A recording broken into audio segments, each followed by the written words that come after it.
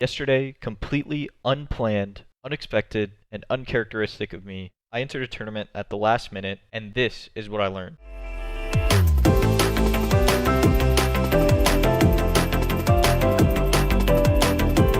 If you know anything about me, that's pretty uncharacteristic. Usually before I enter any tournament, I like to know weeks in advance and I like to train. However, this time I only knew an hour and ahead in advance, but I still decided to enter. And I'm very, very happy that I did. Although I didn't place very well, I think that the lessons that I learned and what I want to share with you today was very much worth the experience.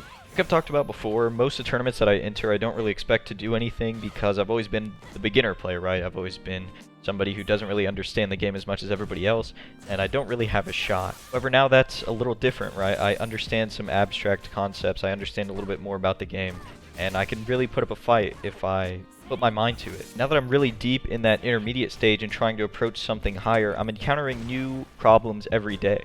And this tournament sort of emphasized those things and really brought them to the forefront of my mind. The first thing is that I lack a lot of confidence in my gameplay when I'm playing in tournaments, and sometimes even in ranked you might tell in the game, whether it be a certain matchup, a certain player, or a rank difference, that sort of plays to my confidence level a lot. And that was ultimately the reason why I lost this set that you're watching. I won the first game, but the third game, I actually lost. That game specifically spoke to my confidence because I had like an 80% life lead.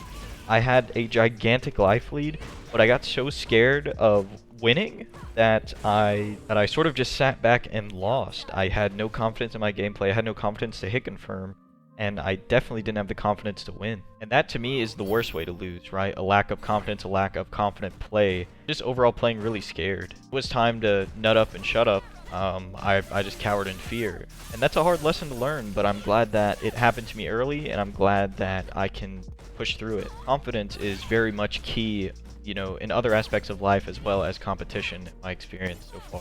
With that lack of confidence comes a very heightened sense of anxiety, and I very much feel, if you watch Brian F's newest video where he talks about that issue he has where he doesn't breathe in tense situations, when he said that, it was very consciously in my mind when I'm playing to breathe, right? It's very much like exercising. When you're exercising, you have to breathe.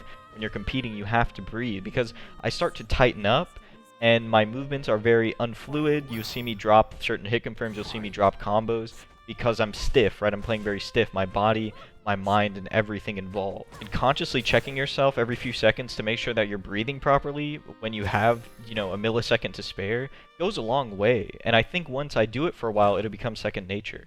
For me, it felt very freeing to start breathing again mid-set, right? If it was a very close match, a very scary situation, and I had tensed up, once the breath starts running through you again, it feels very freeing. It feels very calming in, you know, the height of the storm. And I think of all the external things that could be going through my mind, focusing on my breathing is probably the best, because you don't have time to worry about how good the other player is outside of the game, you know, what rank they are, how they placed last tournament. Once that becomes second nature, I think that focusing in on the game also becomes second nature, and that's something that I struggle with as well, is sort of hitting that flow state and achieving a higher level of focus in general. In school and things like that, my focus was fine, but I found that when it's something that I'm passionate about and when I really, really want to win, other emotions sort of cloud that focus, and it's about suppressing those things and bringing confidence to the forefront. Another interesting tidbit that I noticed was when I get closer to winning, I get more nervous. Like in this game here, when I blew that like 80% life lead,